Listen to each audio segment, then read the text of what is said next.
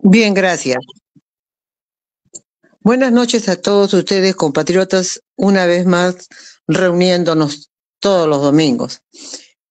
El tema es muy importante porque no solo se trata de la educación, transmitir conocimientos, sino que estos conocimientos se concreticen en lo que llamamos tecnología, ciencia y tecnología. Voy a hacer un análisis retrospectivo de aquí para atrás. Realmente no somos los únicos, pero sí hemos sido los primeros en la humanidad en aplicar la educación tecnológica, la educación de la vida y para la vida. ¿Y a qué me estoy refiriendo? En el Tahuantinsuyo,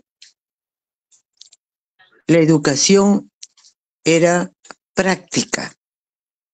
Y por eso decimos nosotros, los antropólogos, analizamos culturas vivas, porque nuestras culturas están vivas, adecuándose en el tiempo, en esa dinámica del tiempo.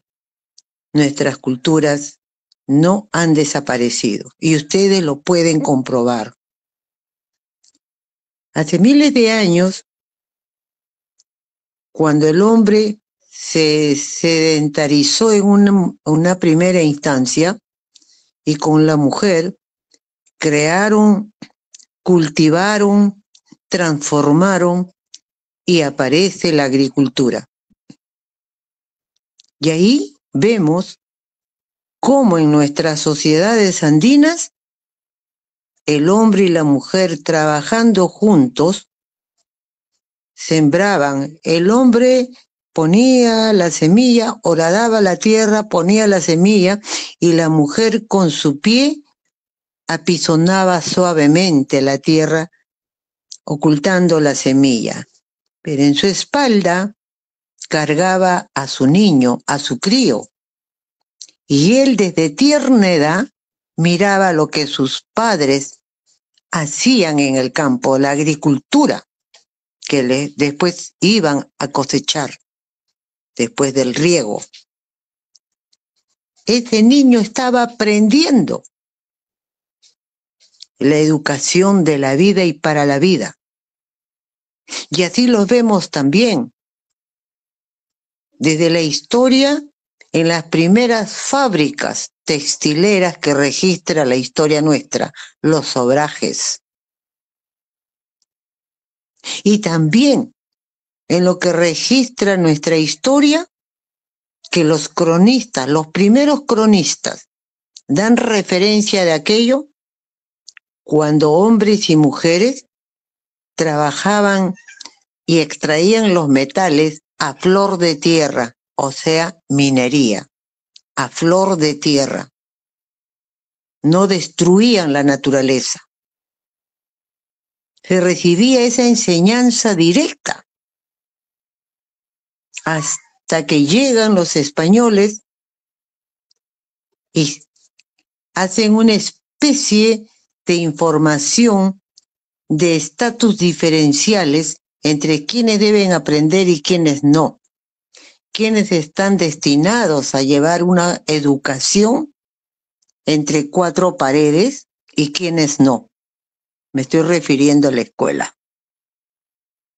Por tiempos pasados eran los yachayhuasis, las casas del saber.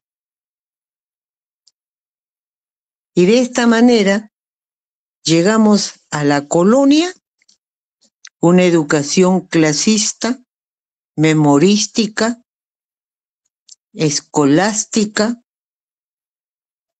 pero sobre todo profundamente discriminante y racista.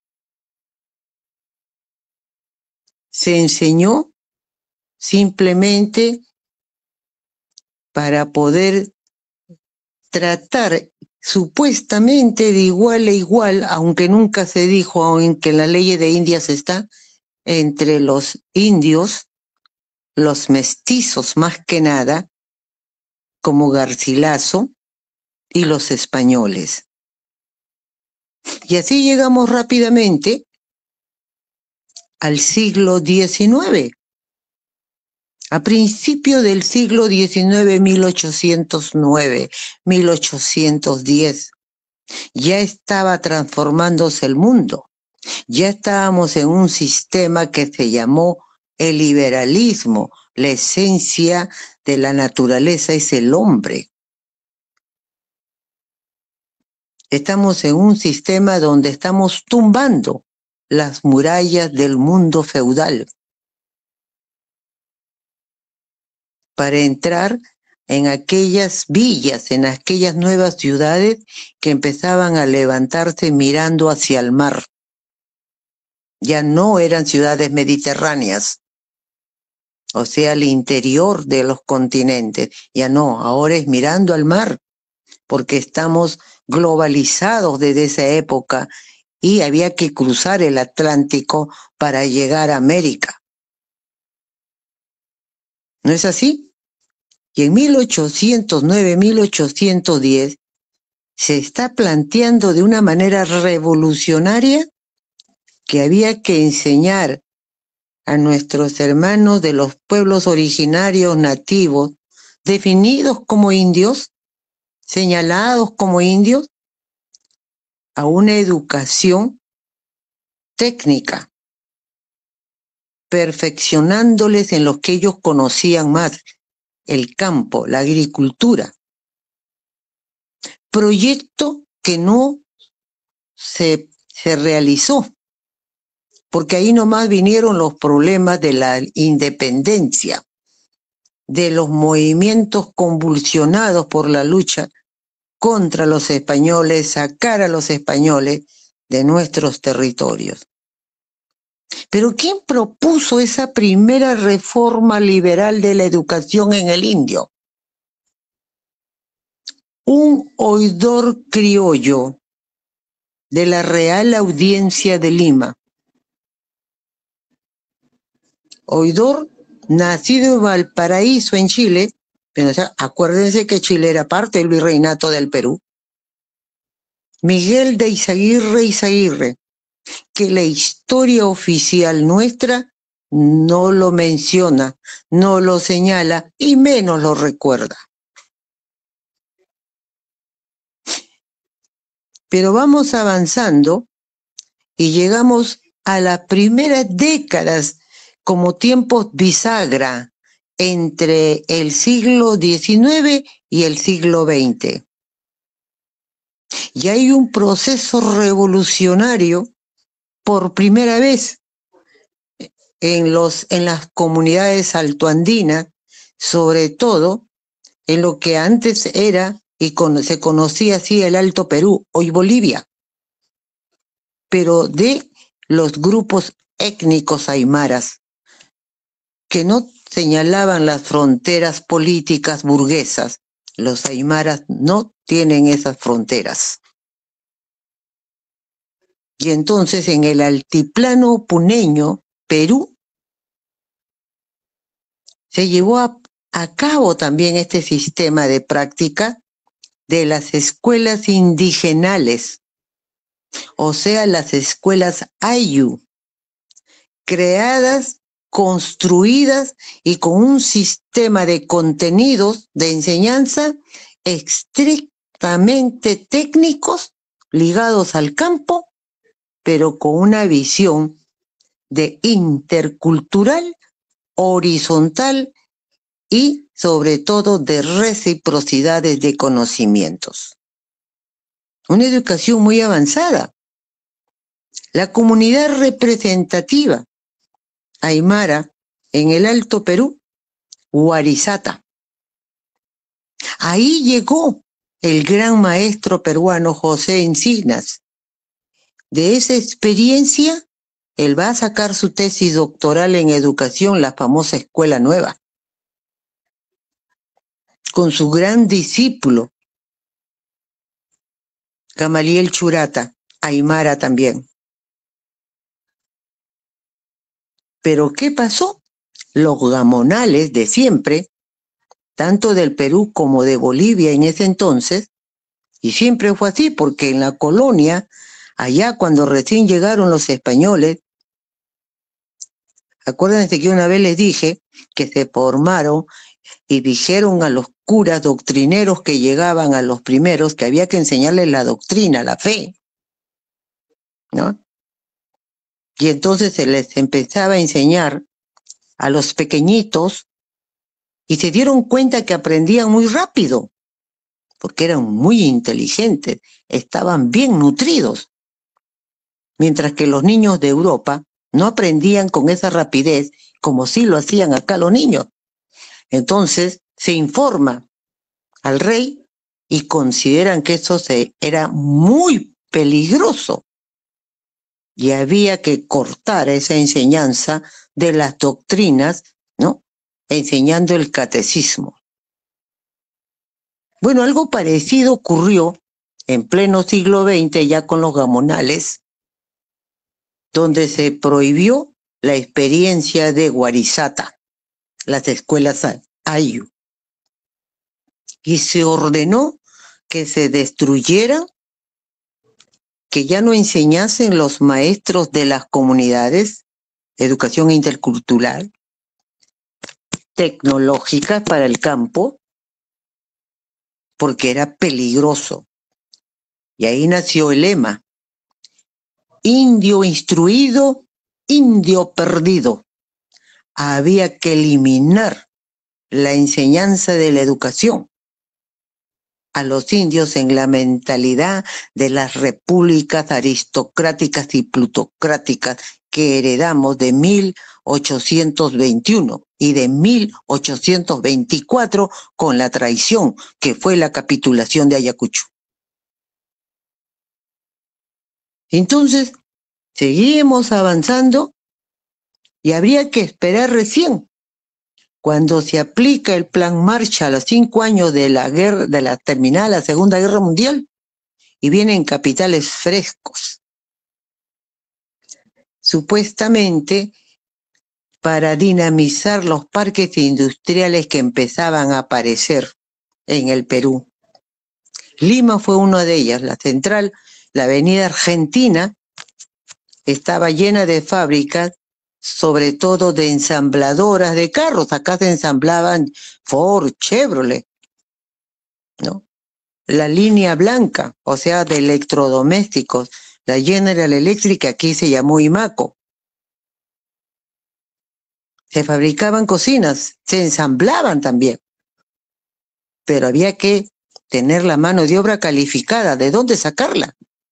Y eso generó una migración interna del campo a la ciudad, de los Andes a Lima. Se desbordó Lima, la ciudad se desbordó entre las ciudades principales. Y es entonces en el gobierno de Odría que empieza a aplicarse la educación tecnológica secundaria. La secundaria tenía 3 enfoques: industrial, comercial, porque había que dinamizar las empresas financieras, las nuevas empresas, dinamizar juntamente con la parte tecnológica, y también el servicio industrial de la Marina que empezaba a crearse, y Indumil, industrias militares. Había que también dinamizarlo en la avenida Colonial. La mano de obra capacitada salía de la educación industrial secundaria y comercial secundaria. La educación común era para los quienes iban a postular a las universidades a las carreras de las llamadas ciencias blandas o duras, o sea, de las ciencias sociales, humanas, de las ingenierías, de la arquitectura, ¿no? De la biología, de la medicina. Ahí iban los de secundaria común. Pero había una dinámica fuerte, con una infraestructura de maquinaria para enseñar en estas escuelas industriales, la llamada secundaria tecnológica, industrial y comercial. ¿Cuándo empezó a entrar en crisis y a desaparecer? Cuando los gobiernos se dieron cuenta, los posteriores gobiernos, después de Velasco, ¿no es cierto?, Morales Bermúdez y todos los que le siguieron, que aplicaron las políticas del Consenso de Washington de 1982. Ya arrancaban con el neoliberalismo. Había que traer los productos que habían producido en grandes cantidades, se habían estoqueado en volúmenes exorbitantes en sus países, y cómo deshacerse de esos productos trayendo a países como el nuestro. Pero para ello pues había que destruir ya las fábricas que teníamos, había que desmantelar todo, y desde las bases había que hacerlo, o sea, desaparecer la educación tecnológica y comercial que teníamos en la secundaria. Un estudiante secundario de técnica, de industrial, salía un ebanista de primera, un carpintero de primera, soldador, mecánicos, electricistas, de todas las ramas, hasta panaderos, para trabajar en las industrias textiles, que tuvimos las mejores maquinarias, industrias, fábricas textiles de lo mejor, no solamente el continente del mundo. Piura tenía la fábrica más grande y más importante y de demanda mundial de la fábrica de hilos, porque teníamos el algodón Pima en Piura, y de ahí nomás se procesaba la materia prima en la fábrica en Piura, y salían los hilos de calidad que tenían demanda en el mundo para la industria de la costura, la industria textil. Eso se vino abajo, y todo se vino. El servicio industrial de la Marina, donde teníamos y empezamos a fabricar barcos y bolicheras grandes para pesca de gran arrastre, que pedían países vecinos. Hasta Cuba pidió en la época de Velasco 17 barcos bolicheros de primera. ¿Dónde salieron todos? Del CIMA, porque teníamos una siderúrgica, Chimbote. Y ahí en Chimbote estaban los grandes astilleros, Pixa. ¿Dónde salía esa mano de obra? De la secundaria industrial peruana. Mujeres, que también había secundaria industrial tecnológica en mujeres. ¿A dónde iban a trabajar esa mano de obra calificada femenina? Teníamos industria de la confección.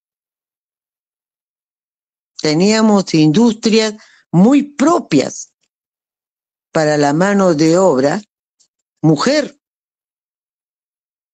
de dedos finos, que se requería para nuevas formas de producción fabriles. Bueno, el neoliberalismo condenó al Perú a que desapareciera todo ese desarrollo educativo, porque había que traerse abajo la educación en el Perú. La educación en el Perú tenía que entrar por los suelos prácticamente. Uno, desapareciendo todas esas reformas que se habían dado y que daban buenos y exitosos resultados. Dos, pauperizando al maestro. Los salarios de los maestros bajaron enormemente. El maestro, que podía vivir en un sector de clase media, empezó a invadir las primeras ciudades y a vivir en los llamados pueblos jóvenes, porque su sueldo no le daba. Habían para poder vivir y mantener su familia, se pauperizó el maestro. Y desde ahí la educación no se ha levantado, cada vez viene a menos. Se daba comida, alimentos, el refectorio escolar, que llegaban camiones en grandes pailas para que los estudiantes se quedaran a almorzar, tomaban desayuno, almuerzo y se iban a las 5 de la tarde, una larga jornada, bien planificados los tiempos, y a las 5 de la tarde iban a sus casas, a sus hogares, tomando su lonche. Yo lo viví eso, compatriotas. Yo estudié esa secundaria. Así que Lo que yo he vivido no lo he leído en los libros que ahora lo están escribiendo algunos. Lo viví, todavía estoy viva para narrar cómo era la educación tecnológica en el Perú y cómo se vino abajo. Cómo se ha ido cada vez más arrastrándose la educación nacional, creándose y privatizándose la educación, creando escuelas patitos, universidades patitos, engañando y robando a los padres de familia con la ilusión que los hijos estudien y sean algo. La pobreza de la educación tiene un nombre.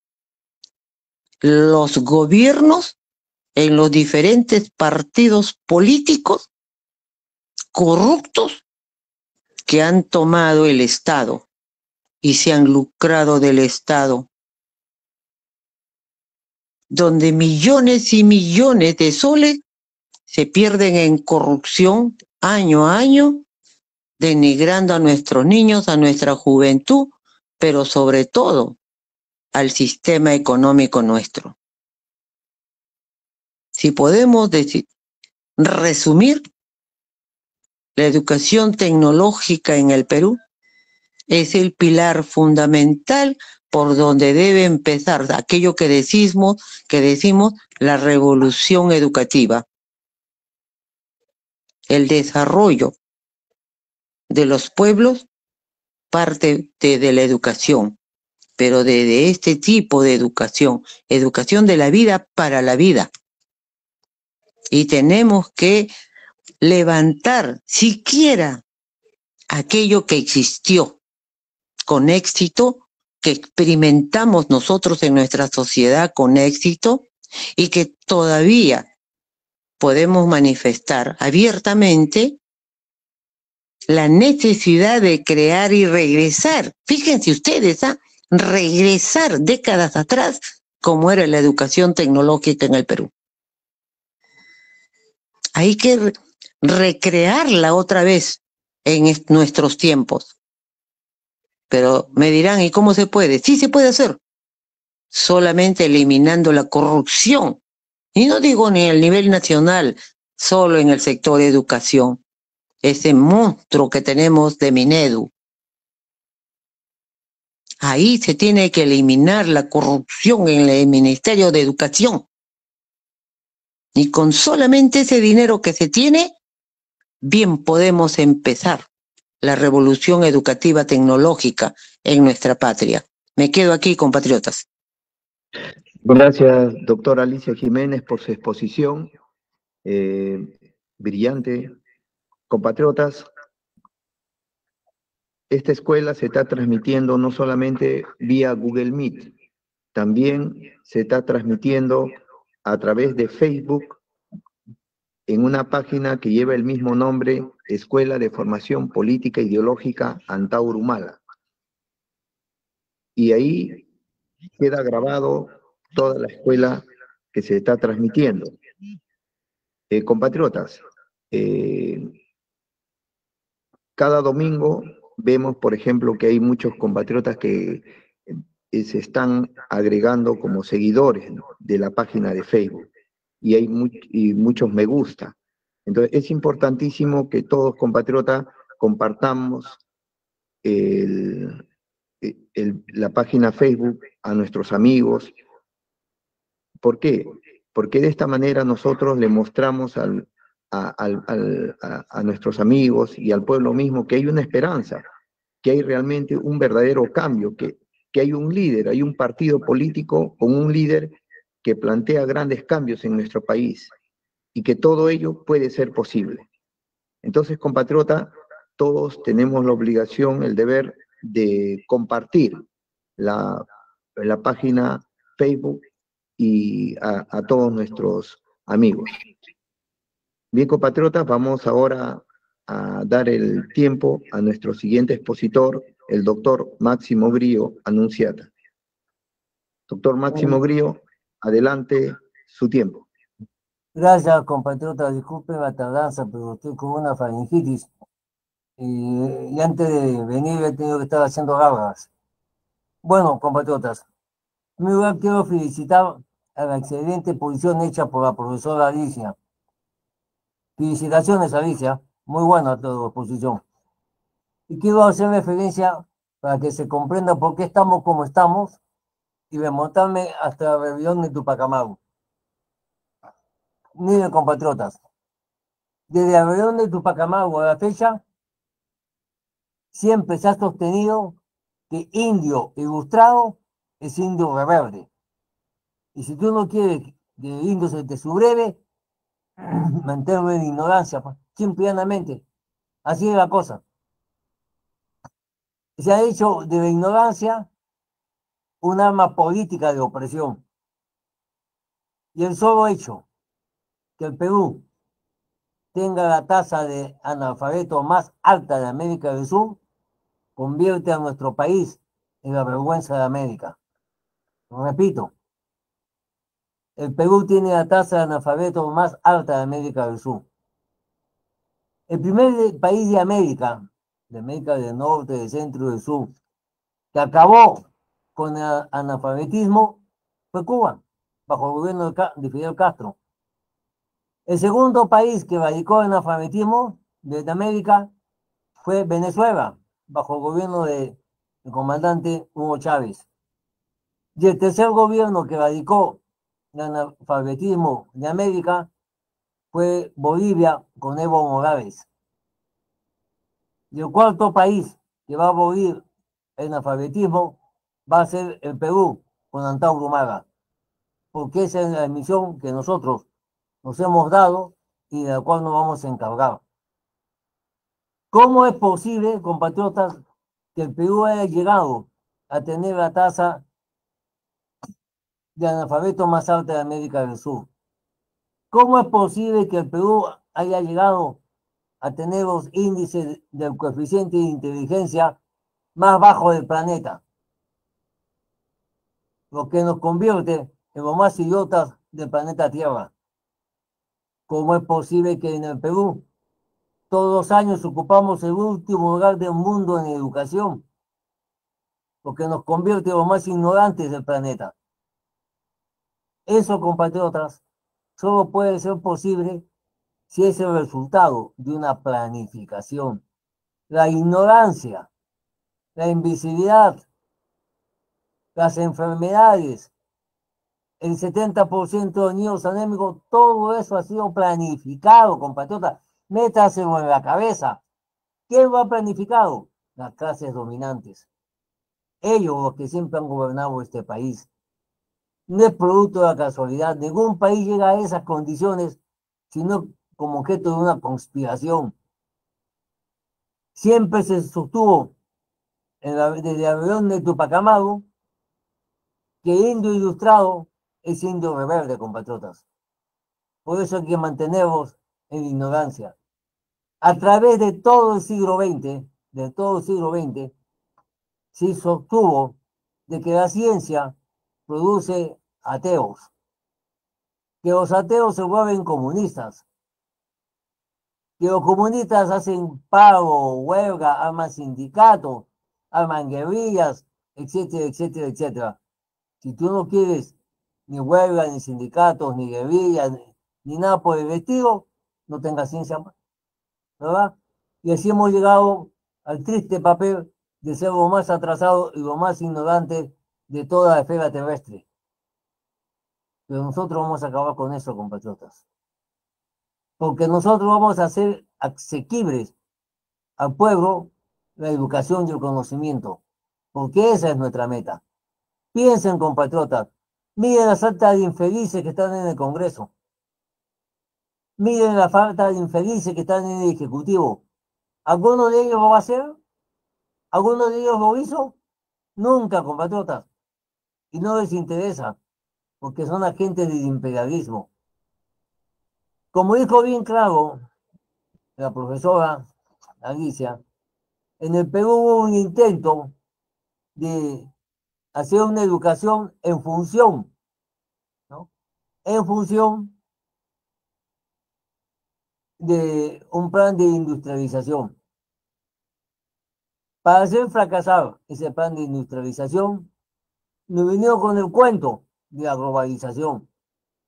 Pero ya Antauro dijo, globalización es el nuevo nombre del imperialismo.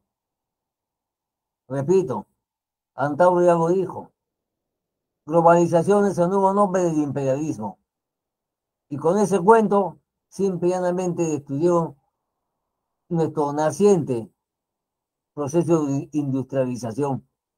Sí, yo recuerdo cuando iban a clases a San Marcos, venía Venezuela, habían fábricas, montones de fábricas, pues no hay ni una, ¿no? Porque lo que se buscó es como dijo Alicia, la profesora, los países industriales estaban estoqueados y no tenían a dónde vender. A paralizar nuestra industria, nos convertimos en dependientes. Y ahora no producimos ni siquiera agujas. En el Perú no se fabrican agujas. Todas esas agujas que ustedes ya agarran y cosen para enmendar sus calcetines son importadas. Aquí no se fabrica nada, compatriotas. Por eso somos un país de desocupados. Y no se fabrica nada porque no podemos competir con la gran industria. Eso me hace acordar la discusión que tuve con unos estudiantes en la Universidad de San Marcos. Cuando se levantó estos chiquillos ilusionados, se tragaron el cuento de la globalización y me dijo, aquí en la Facultad de Ingeniería Industrial, nosotros fabricamos calzado, fabricamos polos como parte de nuestra formación. Sí, le dije, yo he visto los polos, son muy bonitos y muy buenos. Pero díganme ustedes a cuánto lo están vendiendo en esa época. Hoy lo estamos vendiendo a 25 soles. A 25 soles. Y dígame yo, ¿por qué no va a comprar usted un polo en 25 soles? Si puedo conseguir un polo chino a 4 soles 50. Porque así estaban los polos chinos cuando llegamos, 4 soles 50. Y al final le dije, acuérdese cuando lo vea, que yo le pronostico el fracaso de la tienda que ustedes han puesto. No, me dijo, pero la calidad es diferente. Está bien, pues la calidad es diferente. Pero el trabajador peruano no tiene para comprar su polo de 25, pues. Si no, no tiene más alternativa que comprar su polo chino de 4 soles 50, pues. Y cerraron, pues, porque nadie les compraba. Habían puesto su tienda dentro del mismo ciudad universitaria y nadie les compró, pues. Vos, yo, pues, si puedo comprar un polo en 4.50, ¿por qué voy a gastar 25? Y eso, pues, compatriotas, fue una consecuencia de la globalización y el libre mercado. Ninguno de las potencias industriales en toda la historia crecieron por el libre mercado. Todas las grandes potencias industriales, llámese Inglaterra, llámese Alemania, llámese Estados Unidos, llámese Francia, ejercieron el llamado proteccionismo. Aquí solo se vende lo que aquí se fabrica. Y así pudieron desarrollar sus propios procesos industriales. Y eso mismo vamos a hacer nosotros. ¿No? Porque tampoco no se trata de que vamos pues a enseñar secundaria industrial para que todos los técnicos electrónicos, carpinteros, etcétera, salgan y se encuentren sin trabajo, pues, porque todo el mercado está lleno de la producción extranjera. Entonces, ¿para qué estudiar carpintería si no va a vender ni una silla? Por eso, compatriota, las soluciones no son parciales, tienen que ser globales. Si vas a desarrollar la industria nativa, tienes que empezar por proteger esa industria nativa. Por eso, nosotros vamos a utilizar el sistema de reemplazo de importaciones. Vamos a fabricar todo lo que el pueblo peruano necesita. Desde una aguja hasta un robot militar. Todo lo vamos a hacer nosotros, compatriotas. Simple y llanamente. Ese es nuestro programa, ese es nuestro plan. Y así le daremos trabajo a nuestra gente, ¿no? Y así vamos a fortalecer nuestro desarrollo. Les repito, todos los grandes países industriales han protegido su industria nacional para poderse desarrollar. Y nosotros vamos a hacer lo mismo, ¿no? Pues bien, ¿qué les voy a decir, compatriotas? Pero esa teoría, ¿no?, de la educación diferenciada, eso no es nada nuevo, compatriotas. Siempre ha tenido sus defensores. Y aquí pues tengo que decirles algo que muchos de ustedes ignoran, y que ignoran incluso en las universidades, incluso en San Marcos, porque yo me acuerdo que lo expuse en un seminario que se hizo sobre el famoso filósofo inglés Bertrand Russell.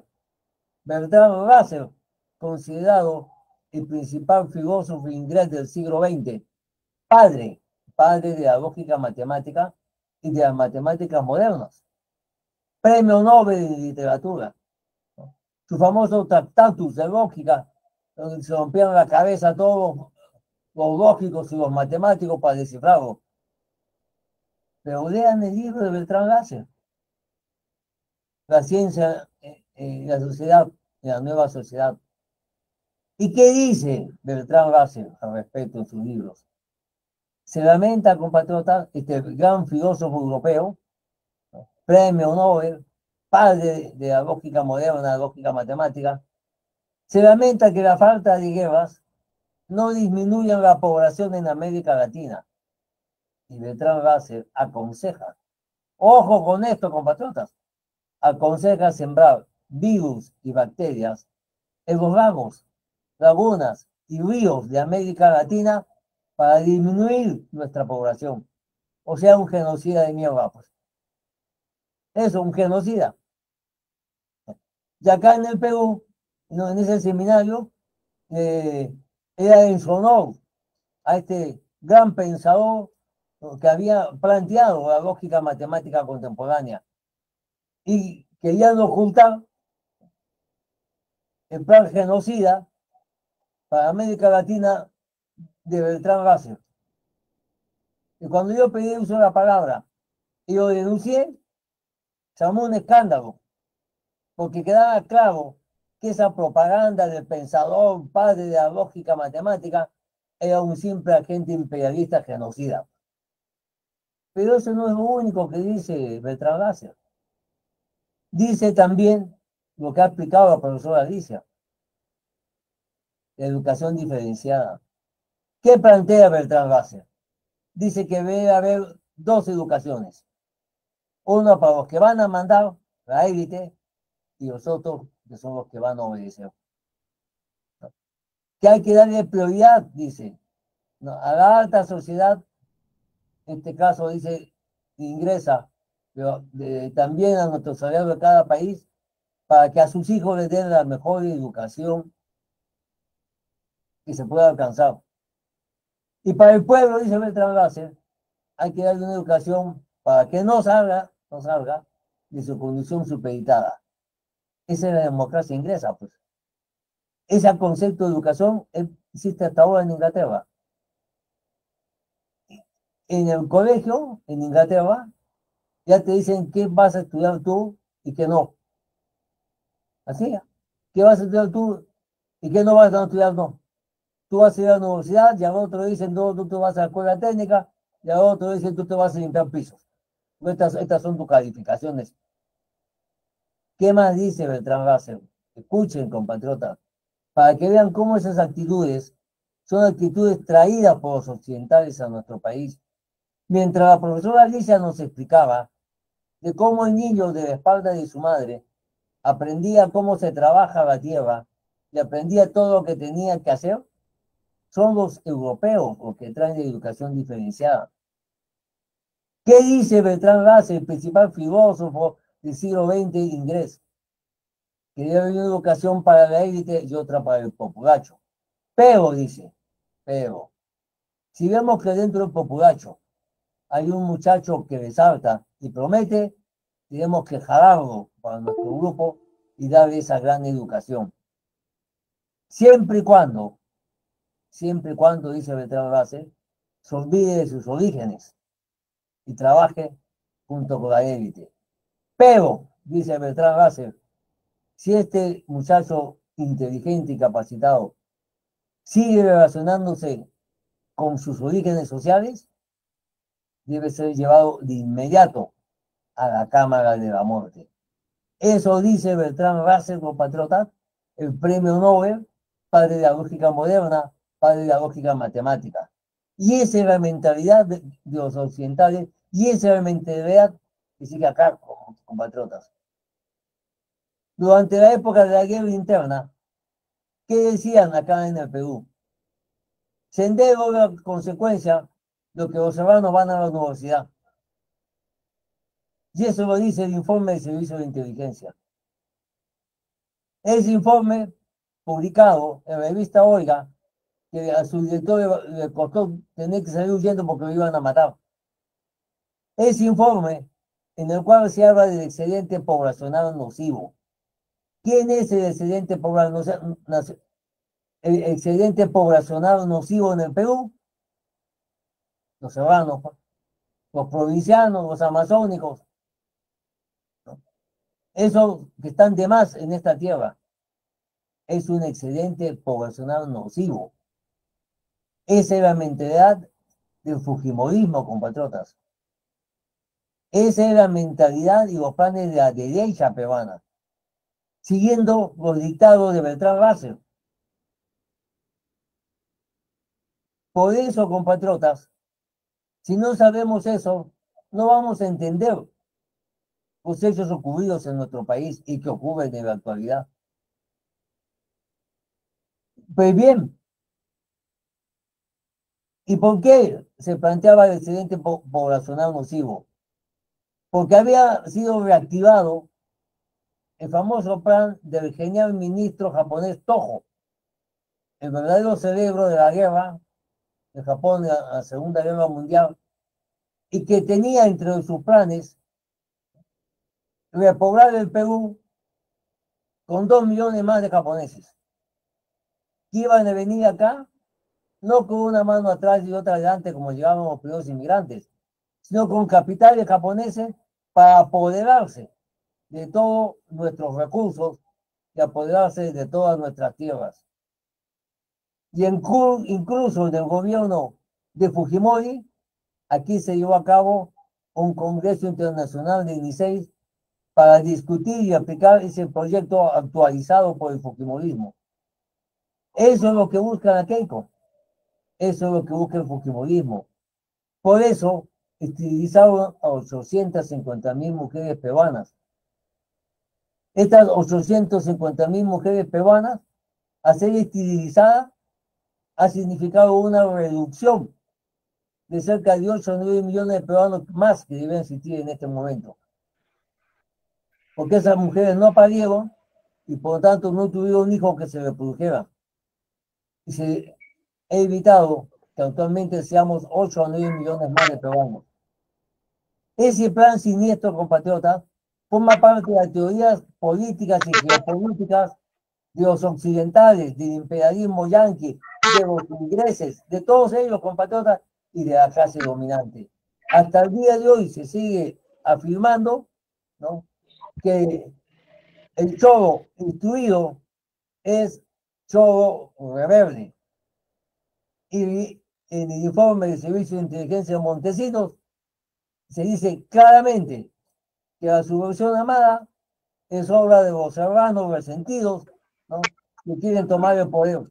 Y ese mismo argumento, compatriotas, es el mismo que dijo Dina Boluarte. Y es el mismo que dijo Evo Tábara. Acuérdense lo que dijo Dina Boluarte. Puno no es el Perú. Si Puno no es el Perú, los puneños no son peruanos, pues. Acuérdense que los fujimoristas plantearon en el Congreso la expulsión de los aymaras de Puno. ¿Y eso cómo se llama? Se llama limpieza étnica, compatriotas. Y para que puedan salir a cabo esos planes siniestros, se requiere una población totalmente ignorante. ¿O ustedes creen que Perú ha llegado a ocupar el último lugar del mundo en educación y el último lugar del mundo en el coeficiente de inteligencia a causa de brujería? De mala suerte, eso es planificación, es el resultado de una conspiración, compatriotas. Mire, compatriotas, yo cuando postulé a la universidad, primero entré a la Católica a estudiar filosofía y entré a la Escuela Superior de Ciencias Físicas y Matemáticas de Bellogar a estudiar física. Esa escuela ya no existe. Al año siguiente, postulo a San Marcos y entro a medicina. Y mi padre me dijo, ¿con cuál te vas a quedar? Y yo le dije, con las tres. Mi padre me dijo, ¿vas a poder? Y yo le dije, y me ofendí. Yo puedo eso y mucho más. Yo me acuerdo, compatriotas, que me acusaban en la universidad de que yo estaba en 3 universidades, solo y únicamente para agitar el estudiantado. No les importaba que yo sacara el primer puesto en la universidad. No les importaba que estaba en el 20 superior de nota en la Facultad de Medicina. Simple y llanamente, por solo eso estudiar tanto, ya me veían como un peligro. Y esa es la aplicación de la tesis de Bertrand Russell. Si alguien del pueblo sobresale, te lo jalas, te lo compras. Pero si siguen sus posiciones, mátalo. Porque lo dice Bertrand Russell, debe ser llevado de inmediato a la Cámara de la Muerte. Y así vemos, compatriotas, cómo eso se ha venido sosteniendo y se sostiene hasta la actualidad. Por eso, compatriotas, el problema de la educación es un problema político, estratégico y geopolítico, compatriotas. Simple y llanamente. Pero si tú vas a poner, tal cual lo hemos diseñado en la escuela política, y lo ha explicado la profesora Alicia, la secundaria industrial, preparar técnicos, electrónicos, satres, mecánicos, torneros, etc. No lo vas a formar para que sea por la banda de diputados, como siempre, sino que se supone, y ese es nuestro plan, que a los egresados de la secundaria industrial, el Estado les tiene que apoyar para que componga las bases de lo que va a ser la industria nacional y podamos producir todo, compatriotas, lo que nuestro pueblo necesita. El Perú no necesita nada del extranjero, compatriotas, porque tenemos todo. Tenemos todos los minerales de la tabla química de Mendeleev. Tenemos el primer puesto del mundo en pesca. Tenemos el segundo lugar del mundo en flora. Tenemos todo. No necesitamos nada de afuera. Lo único que necesitamos es conocimiento, nada más. Bueno, pues trae, pues, a los que enseñan conocimiento, págales que te enseñen y podremos vivir libres de la opresión extranjera. El plan de lleno que pedimos es un plan ambicioso y es un plan que solamente Antauro lo puede aplicar, lo puede llevar a cabo.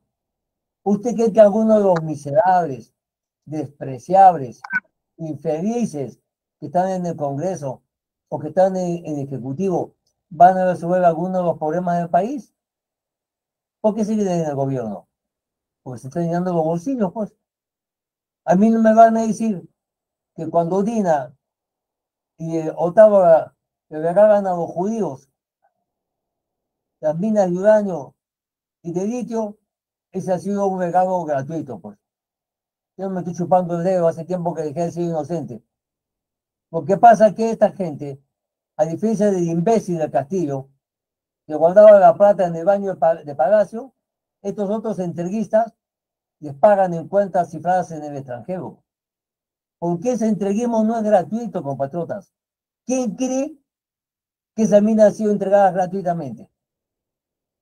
Haya corrido necesariamente. Cuando leemos en los periódicos que el ejército ha comprado 10.000 fusiles israelitas, ya pagado, contado rabioso, chinchín rabioso, sin licitación, ¿cómo se llama eso?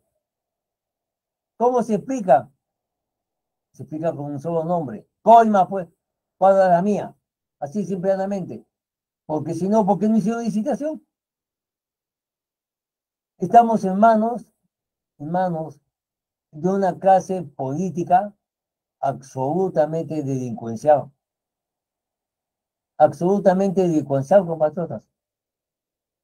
Ahora la gente ha protestado en los corismas, ha protestado en la batalla de Junín. ha protestado. ¿Y qué dice el gobierno? Sigan protestando, chorros de mierda. Mientras protesten y no jodan, todo el derecho de gritar. ¿Verdad? Ah, pero si van a hacer desmanes, ya no van a ser 70 los muertos, pues serán 100 los muertos. Por eso, pues, compatriotas, esta gente está calculando lo que está haciendo. Y lo único que quieren es mantenerse hasta el 26 y hacer todas las coimas y todas las producciones posibles de aquí, pues, a cuando entreguen el poder. Pero para que no les pase nada, necesitan que esté en el gobierno, pues, la Keiko o alguien parecido. ¿Por qué? Por la sencilla razón, compatriotas, que tienen que asegurarse las espaldas cuando salgan y no lo metan en la cárcel. Acuérdense lo que le digo. Antes de que se termine el mandato de la harina, esta va a pedir permiso para salir a una emisión de extranjero, y al igual que Fujimori no va a regresar. Ni cojuda, porque sabe que van a meter en la cárcel. Por eso, compatriotas, es necesario tener que estudiar para poder interpretar qué es lo que ocurre con las decisiones de nuestro país. Educación no solamente va a ser para que aprendas a apretar un tornillo. La educación no va a ser solamente para que sepas cepillar un mueble para cuando egreses, sino que la educación, compatriota, también tiene que ser formativa. Tiene que crear ciudadanos conscientes. Tenemos que poner un curso que acá se quitó, llamado educación cívica. Y se quitó para que el ciudadano no sepa cuáles son sus derechos. Así de sencillo. Ya no existe historia del Perú. ¿Y por qué Fujimori quitó historia del Perú?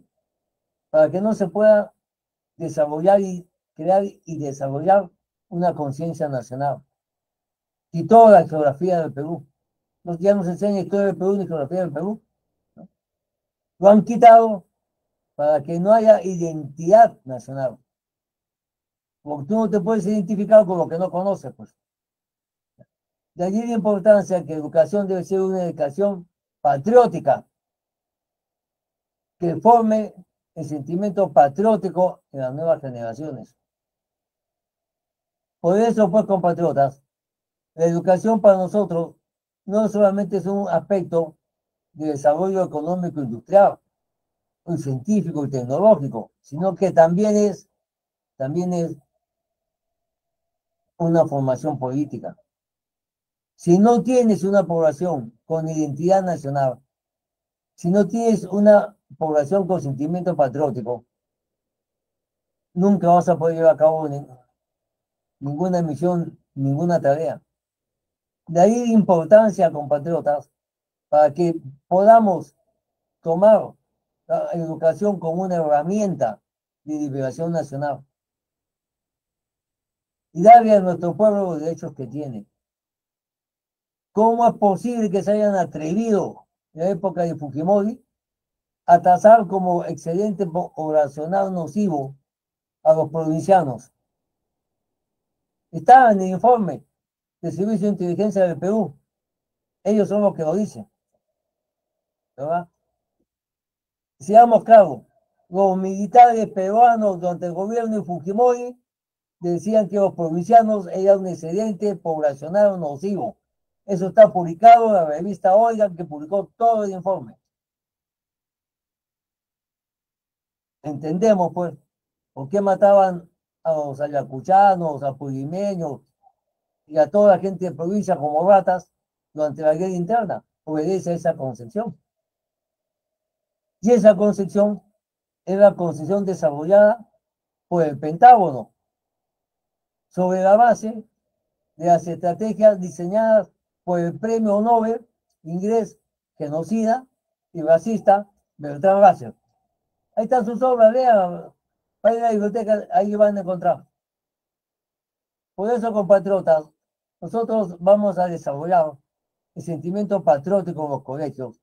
Vamos a preparar a la gente para que tenga capacidad laboral, no para que sean desocupados técnicos, sino para que sean de soporte de un desarrollo de la industria nacional.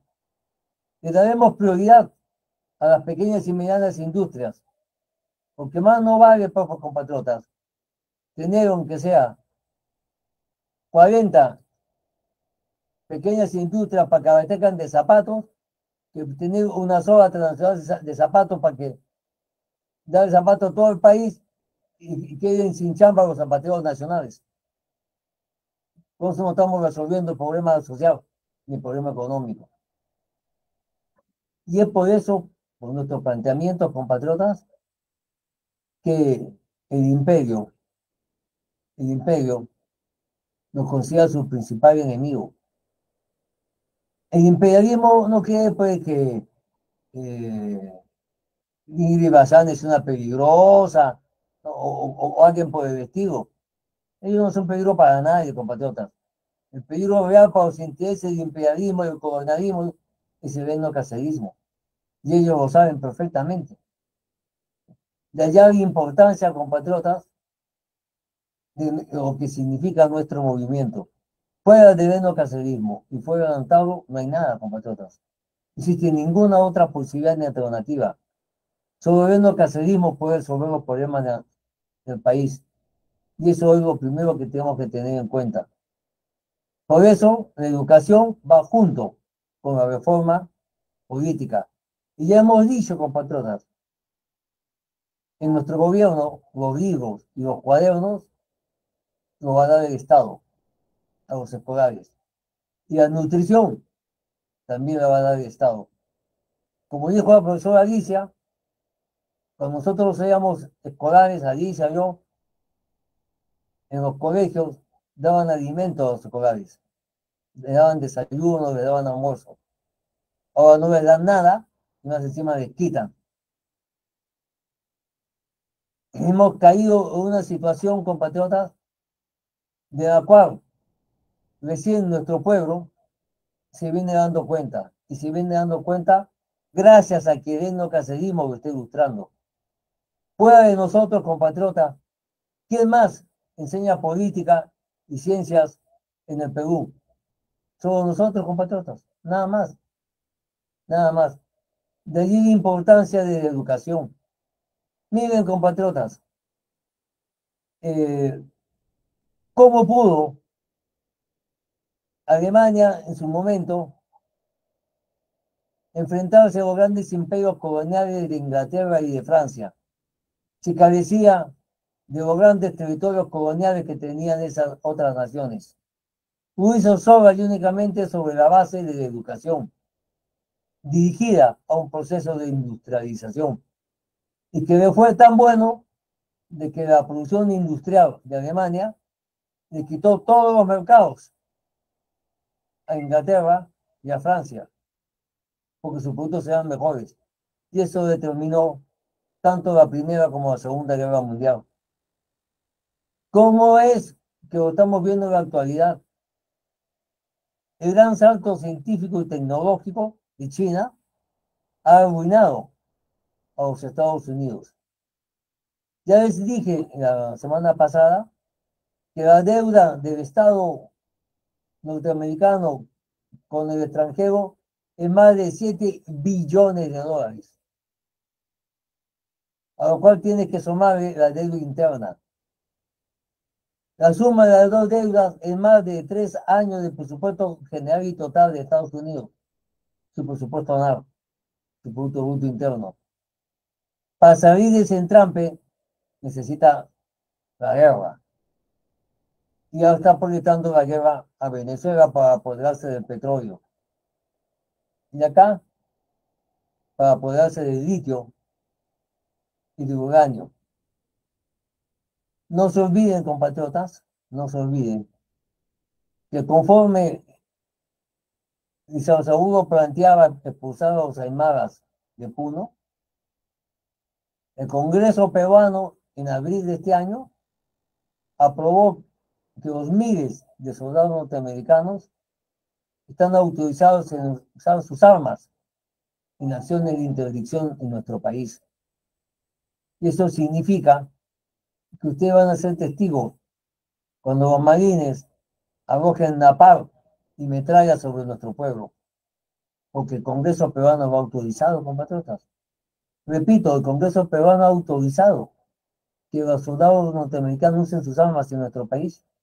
Y lo repito por tercera vez, El Congreso peruano ha autorizado, incluso con los votos del Castillo, de izquierda marxista congresal y de todo, de Cerrón y todos ellos, han aprobado que el ejército norteamericano use sus armas contra el pueblo peruano en acciones de interdicción.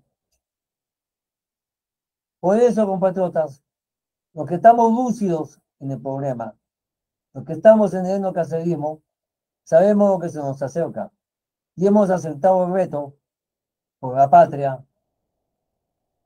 y por nuestro líder. Ahora nos estamos preparando para esa lucha. Luego nos vamos a ver en la lucha, compatriotas. Gracias por su atención. Disculpa que no hable más. Gracias. Gracias, doctor Máximo Grillo, por su exposición, donde nos da un esclarecimiento de la necesidad de una educación técnica patriótica. Ahora vamos a dar el tiempo a nuestra siguiente expositora, la compatriota Marlene Ortega.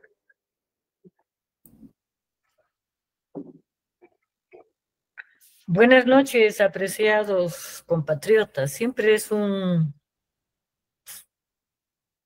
aspecto muy relevante tocar este tema de la educación técnica.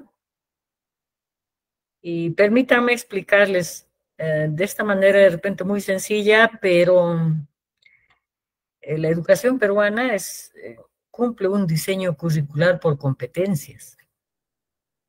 Ahora, ¿no? Ahora, entonces, si nosotros fijamos que la competencia es ser nadador, lo primero que se requiere es tener una piscina, ¿no? Para que el aprendizaje de la natación se logre en toda la extensión. O sea, le enseñamos a un niño a nadar y lo convertimos en un nadador. De esa misma manera, la educación peruana es que va a obtener competencias en los niños, en los jóvenes.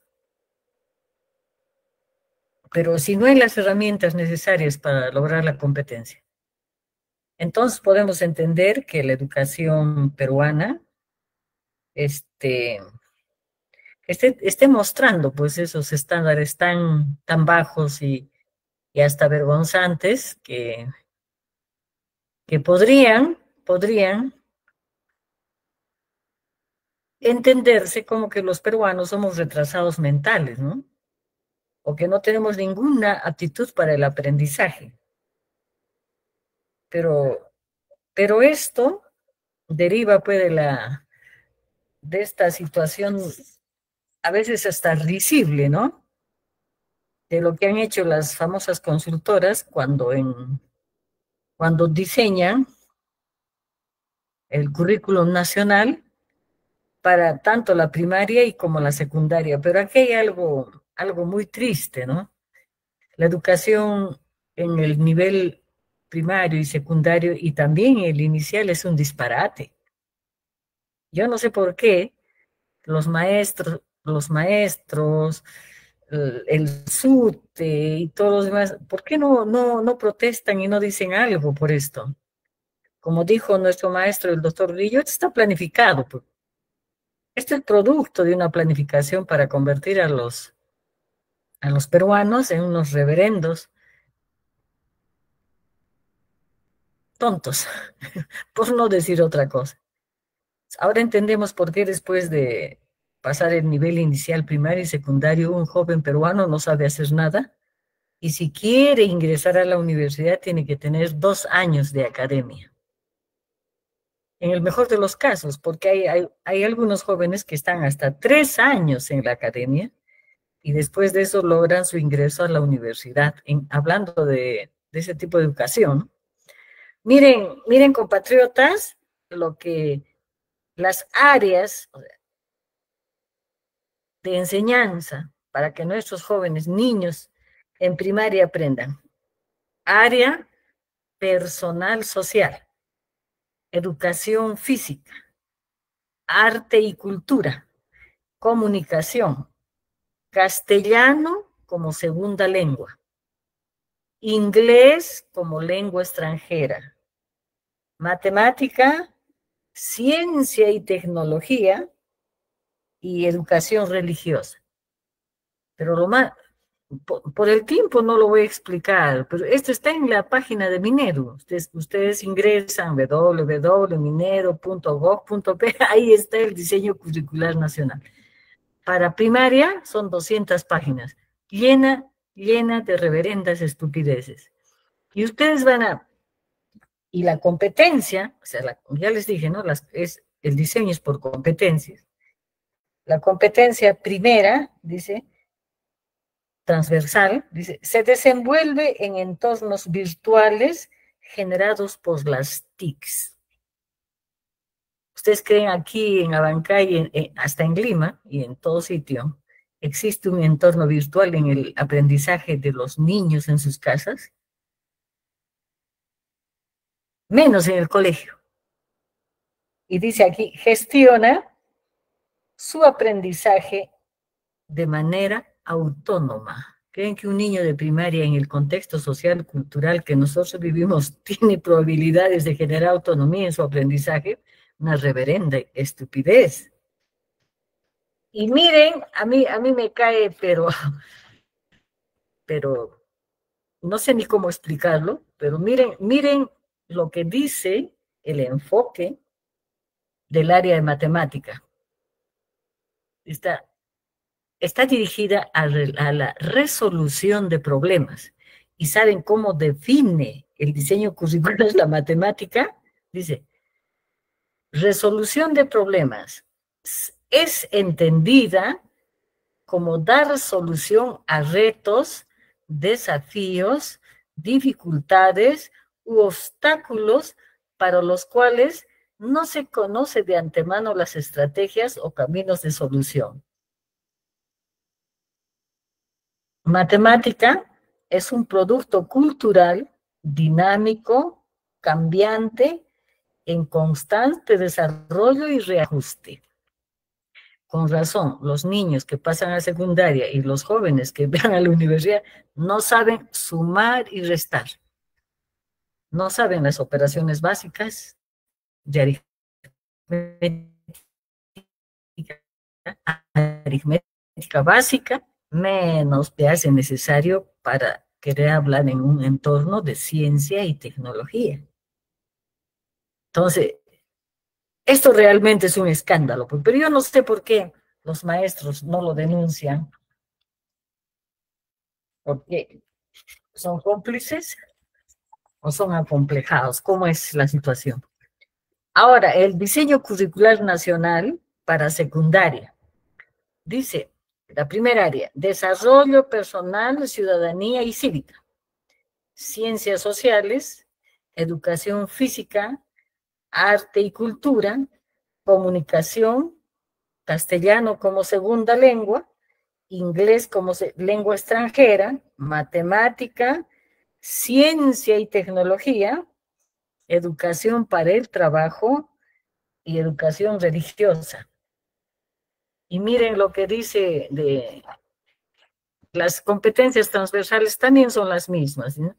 Se desenvuelven en los entornos virtuales generados por las TICs.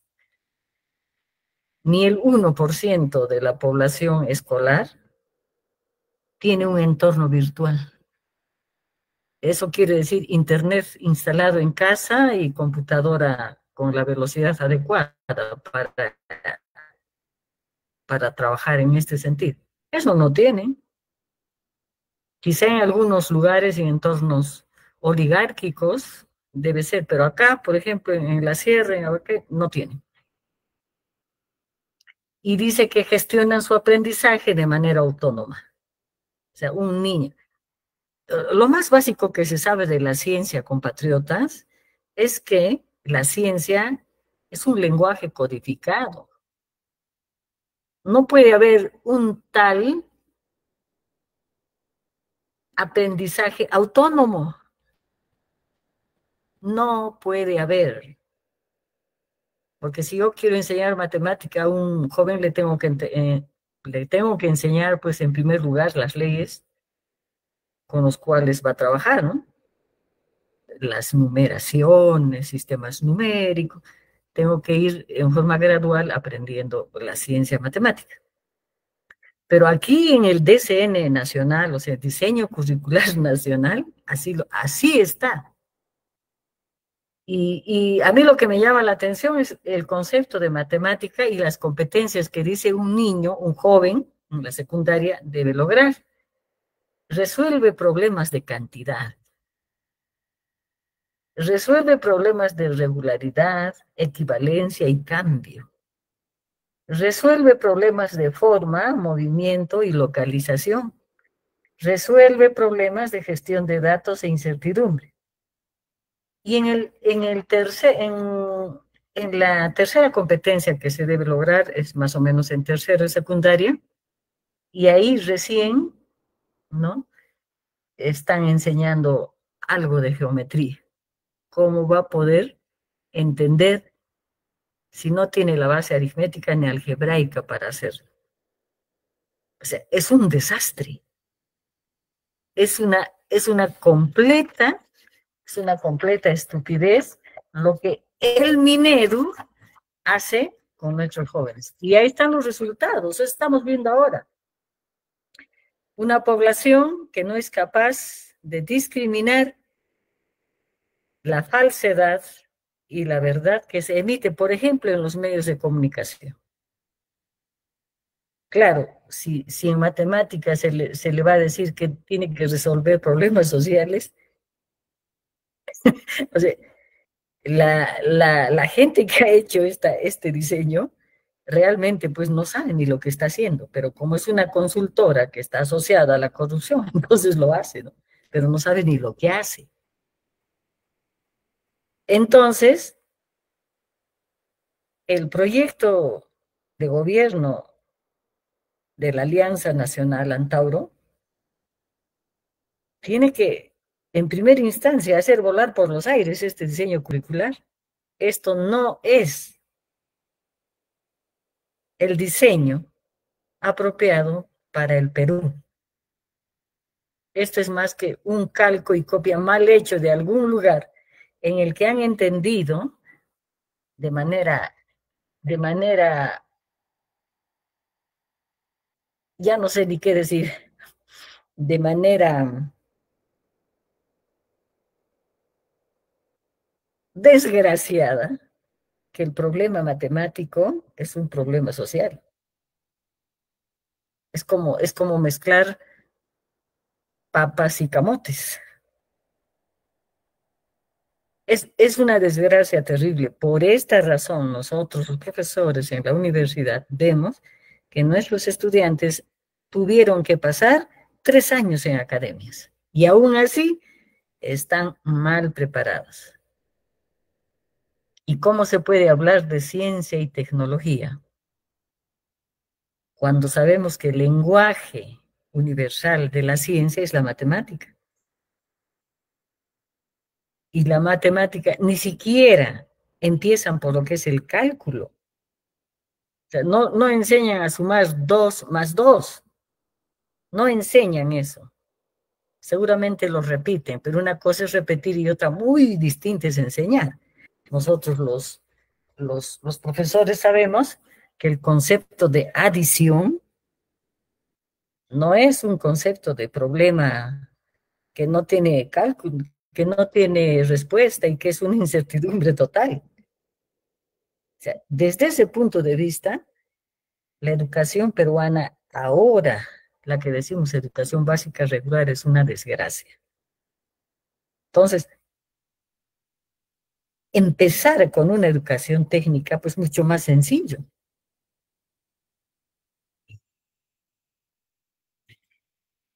Por ejemplo, nosotros acá en Abancay estamos muy cerca de Choquequirá.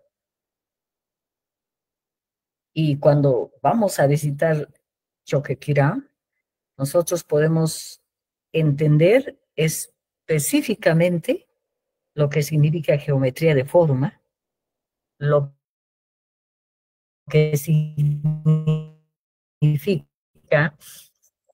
el concepto de cantidad, el movimiento y localización, sí lo podemos entender cuando vemos la estructura geométrica que representa las ruinas de Choquequirá. Pero para eso yo necesito saber, pues, aritmética, necesito saber álgebra, necesito saber geometría. No tengo que decir que la matemática es para resolver problemas de la vida. En un sentido muy abstracto, hasta filosófico, quizá podría pensar de esa forma. Pero si estoy en un aprendizaje, esa es otra cosa. Entonces, es cierto lo que dice el compatriota Álvaro. Los papás ya no quieren mandar a los chicos a la escuela porque les enseñan muy mal esa competencia transversal que dice desarrolla su aprendizaje de manera autónoma. ¿Sabe qué le enseñan? El irrespeto constante a las normas de los padres. Les enseñan eso. Es una deformación de lo que en didáctica se entendería por aprendizaje autónomo. Lo que están haciendo en los colegios es enseñar a los niños a ser totalmente antisociales, anarquistas y en todo su esplendor, la rebeldía sin sentido. Eso les están enseñando. Lógicamente, nuestro maestro, el doctor Grillo, ha dicho, esto no es gratis, esto está planificado. Y está planificado para desaparecer a la nación peruana.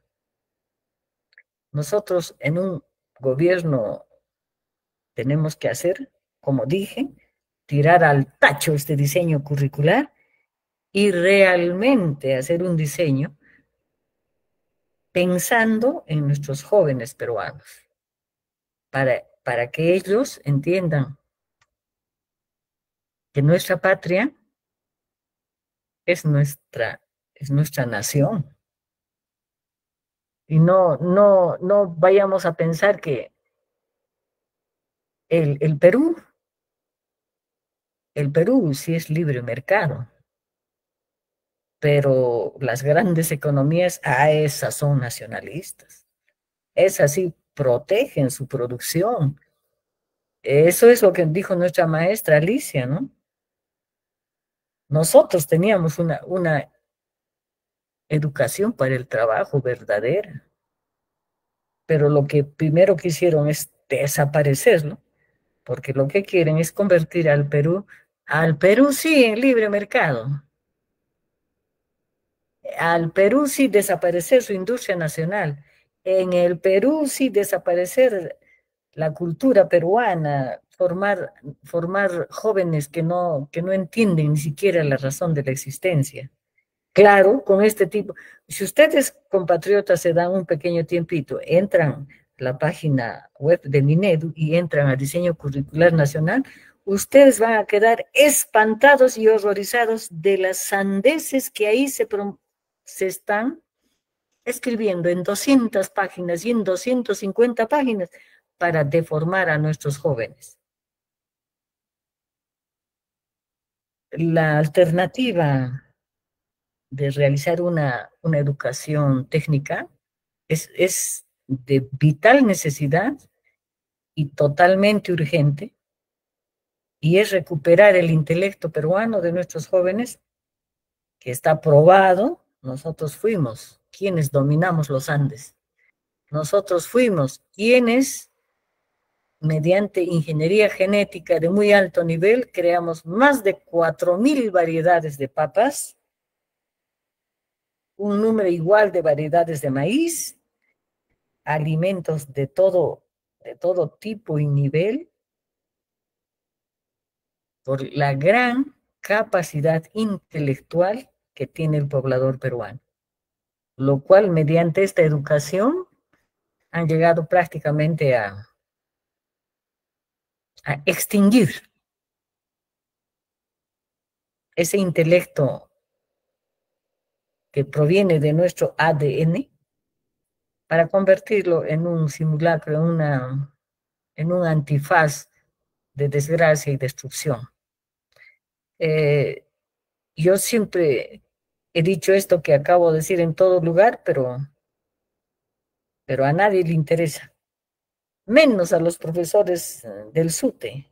Parece que ni entienden lo que están haciendo.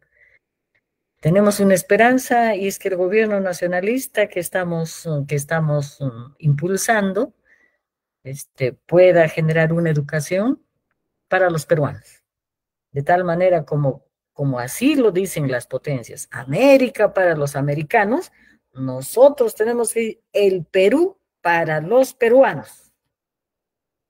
Muchas gracias, compatriotas. Muchas gracias por vuestra atención. Gracias, doctora Marlene Ortega, por su exposición. Ahora vamos a pasar